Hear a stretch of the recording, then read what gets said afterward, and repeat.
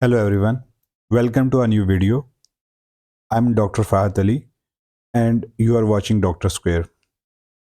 In this new video, we will learn that how we can write research hypotheses for our dissertation, thesis or research paper.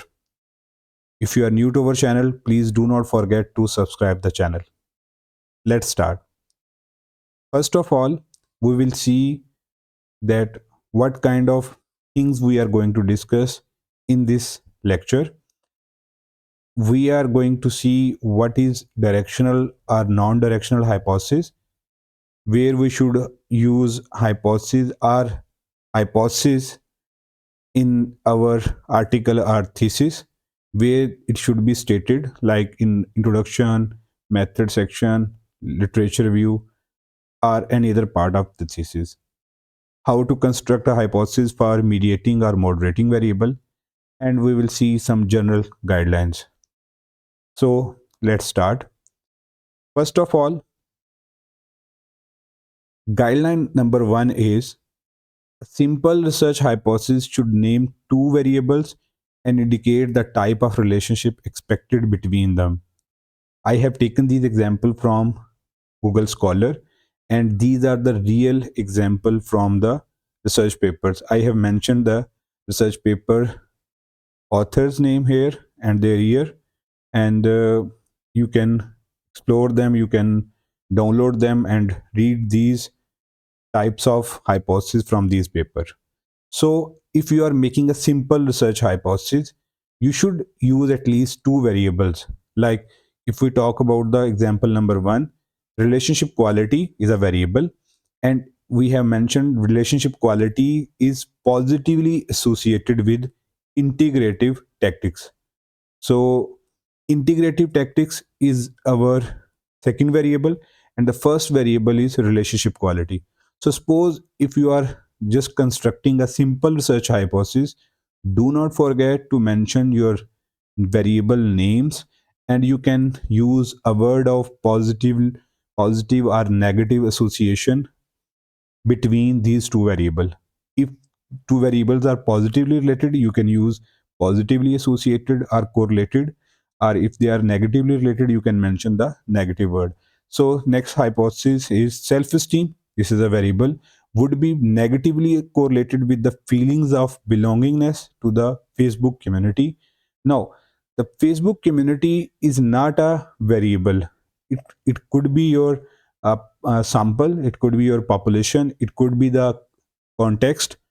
In the current scenario, it's a sample, but in any other context, it could be your scenario of the research or the context of the research. So self-esteem is negatively related with feelings of belongingness. In the third hypothesis, internet news consumption is a variable will be positively associated with perceived victimization risk, support for harsh criminal punishments. So here we have two variables, internet news consumption and perceived victimization risk. And there's a third variable, support for harsh criminal punishments.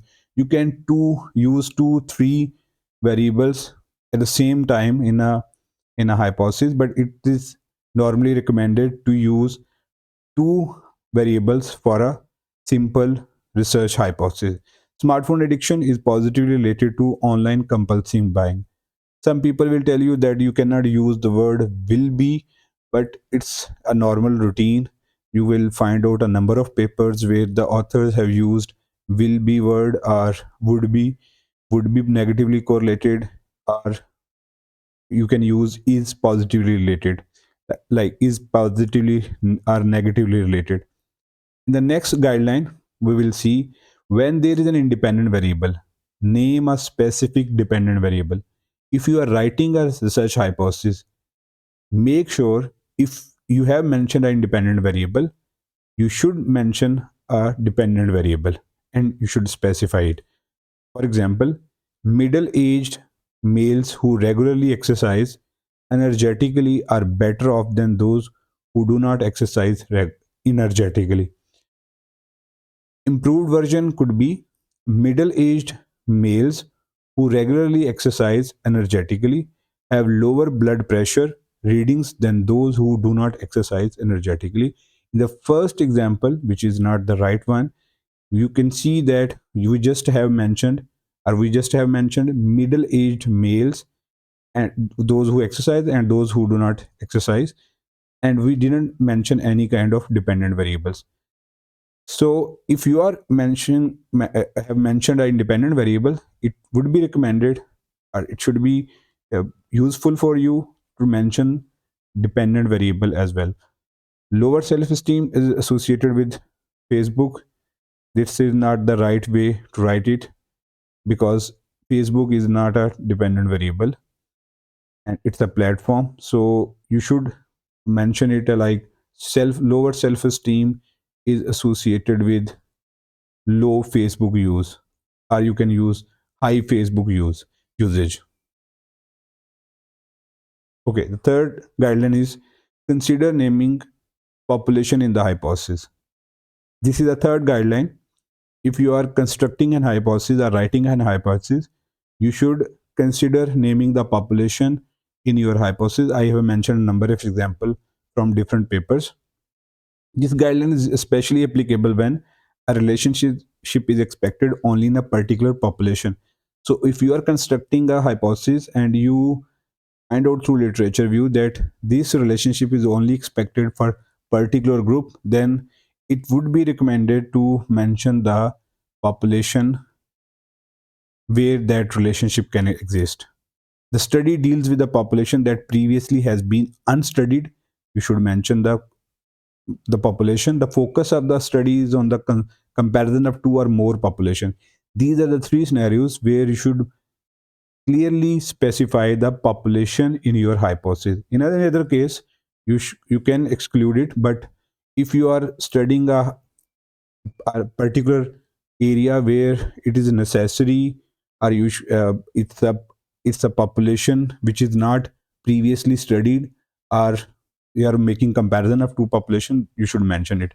The positive relationship between job pressure and work family conflict will be stronger in the UK than the Ghana. The negative relationship between supervisor support and the work family conflict will be stronger in Ghana than UK. Online social engagement related to higher level of anxiety among older adults. Now, older adults, actual the understudied population. High school students who have private transportation participate in more extracurricular activities than high school students who take public transportation. So here, high school students could be a case of understudied population, and the previous example, you can say it's a comparison of two or more populations. So these are the three scenarios where you should mention the population in your hypothesis. Now, what's the fourth guideline? If a comparison is to be made, the elements to be compared should be stated. Comparisons start with more, less, higher, and lower terms. So if you are comparing the two things, you should mention the elements of comparison, like low achieving primary grade students are more dependent on adults for psychological support. This is not the right version. You can mention the improved version as low achieving primary grade students are more dependent on adults for psychological support than are average achievers. So low achieving primary grade students and average achievers primary grade students, you are making comparison between these. Okay, the next, low achieving primary grade students are more dependent on adults for psychological support than are low achieving intermediate graduate grade students. So if you are mentioning a comparison, you should mention the elements of comparison. Now, the next guideline is, because most hypotheses deal with the behavior of groups, plural forms should usually be used. There could be some scenarios where, like, retirement satisfaction is greater when a husband or a wife has greater marital satisfaction than when he or she has less marital satisfaction. Improved version could be, individuals who have greater marital satisfaction have greater retirement satisfaction than those with less marital satisfaction. Individuals who report higher level of social support have lower rates of depression than those with lower level of social support. In these hypotheses, behavioral groups, plural forms have been mentioned, like individuals who have greater marital satisfaction, greater retirement satisfaction than those with less marital satisfaction. So, plural form can be used in this case. Whether it's simply mentioning the husband or wife, you can use individuals. The next guideline is avoid sex role stereotypes in the statement of hypothesis. Like if a person has mentioned as there is a positive relationship between a nurse's participation in the administrative decision making and her level of job satisfaction. This is not a right way to write a hypothesis. You can improve this hypothesis as there is a direct relationship between nurses' participation in administrative decision making and their level of job satisfaction. So you can use their word to avoid sex role stereotype in the statement of hypothesis. The next guideline is hypothesis should be a free of terms and phrases that do not add to its meaning. Some students use the different terms which do not serve any purposes in the hypothesis. You can exclude those terms or phrases in the hypothesis. The number of people who experience high levels of stress on a regular basis will be higher in urban areas compared to rural areas due to the greater demands for resources and the fastest pace of life in cities, which can lead to feelings of being overwhelmed and lack of control over one's environment. You can write improved version of this hypothesis as people living in urban areas are more likely to experience high levels of stress on a regular basis than those living in rural areas. So it should be easy for the reader to understand the hypothesis if you exclude the terms and phrases that do not add meaning to the hypothesis. We can move to the guideline number 8. A single sentence may contain more than one hypothesis. Maybe some people tell you that you should not use more than, you can use single sentence and for more than one hypothesis. Like here, I have shown an example. When a number of related hypotheses are to be stated, consider presenting them in a numbered or lettered list. You have seen this kind of hypothesis in number of articles or thesis or dissertation, like self uncertainty, partner uncertainty, and relationship uncertainty will be positively correlated with topic avoidance, depressive symptoms, but negatively correlated with relationship satisfaction. Here you can see in a single sentence, it this hypothesis contain more than one hypothesis, like H1A, H1B, and H1C. You can reduce number of sentences into a single sentence. And here H1A, B, and C. Partner interference will be positively correlated with H1A, H1B, and H1C. So you are reducing a number of sentences into a single hypothesis. You can write this hypothesis in a number of sentences in this way, like self uncertainty is positively related with topic avoidance. Self uncertainty is positively related with depressive symptoms. Partner uncertainty is positively related with topic avoidance. Partner uncertainty and is positively related with depressive symptoms. So reducing this number of statements into a single sentence, you can use some of the positive and some of the negative variables, and you can make the single sentence hypothesis like this one, because but word shows that some of the variables are negatively related with each other, so you can write them with but word and some other words. Guideline number 9 is hypothesis should indicate that what will actually be studied, not the possible implication of study or value judgment of the author. So, in a hypothesis, you should not indicate your own judgment or the implications of the study. It should only state the variables of your study. A hypothesis is basically a statement about the relationship of two variables. So, you should not make some assumption or judgments in a hypothesis. The guideline number 10 is hypothesis usually should name variables in the order in which they occur or will be measured. Like if you are going to measure an independent or a dependent variable and you are going to make a hypothesis, use the variable in the same order, like mention the independent variable first and the dependent variable later on. In a relationship hypothesis, you can use the logic, like social media use can create the depression, so you should keep the social media use as first one and the depression at the second number. And similarly, you can use the same order for all other kind of hypotheses. Guideline number 11 is avoid using the word prove in a hypothesis. So it is not recommended to use the word prove in a hypothesis.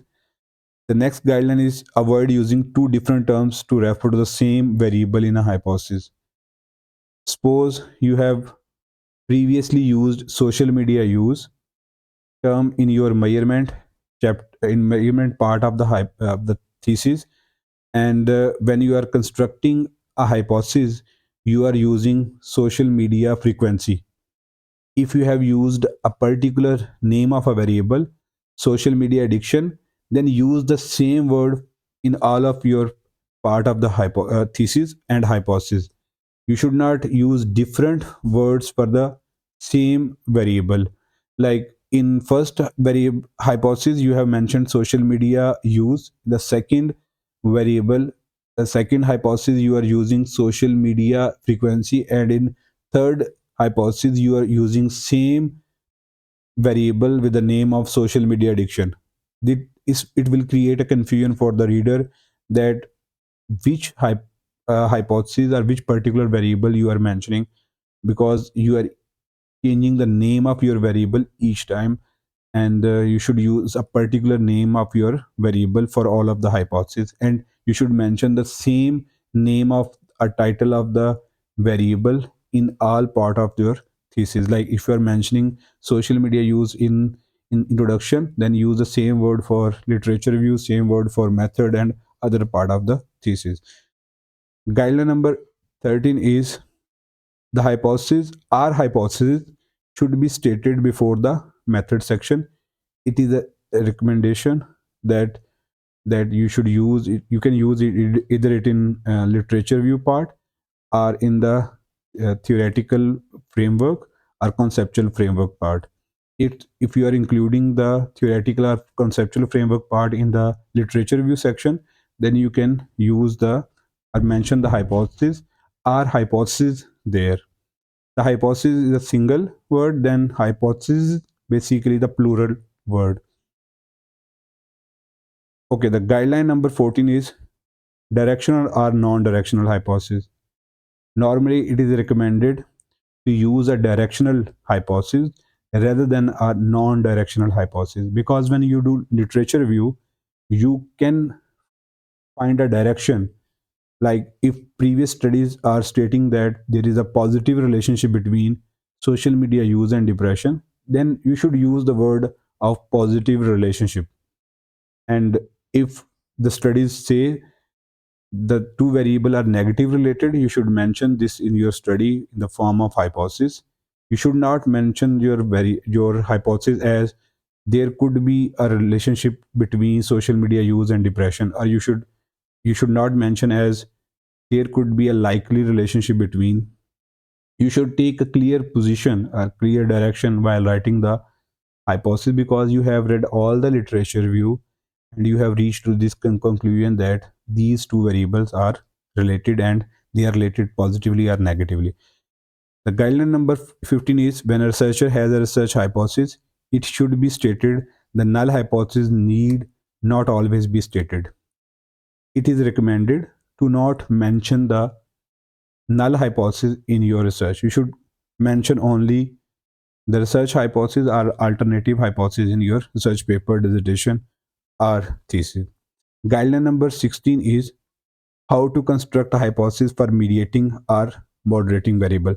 So if you are using mediating or moderating variable in your thesis, dissertation, or paper, or you have constructed a conceptual framework and you are going to write hypothesis about mediation or moderation, you can use these words like higher level of active Instagram use will be associated with increased level of self-esteem with intensity as a mediating variable. There could be another way to write the mediating variable as social comparison is a mediator between the relationship of social media use and depression. This next example is excellence certificate moderates the relationship between the number of online reviews and restaurant performance. As you can see here, number of online reviews is independent variable, restaurant performance is a dependent variable, and excellence certificate is a moderator. So we can write excellence certificate moderates the relationship between number of online reviews and restaurant performance. Similarly, you can write the mediating hypothesis as like if excellence certificate is a mediator, then we can write as excellence certificate is a mediator between is mediating the relationship between the number of online reviews and restaurant performance. So these are the 16 guidelines that you should use while writing the hypothesis of your dissertation, thesis, or research paper. I hope you have liked this video. If you have any question related to these hypotheses, or if you are feeling any kind of trouble or having any trouble while writing the hypothesis, you can mention in the comment section of this video. We will try to help you out. Thank you for watching. Bye.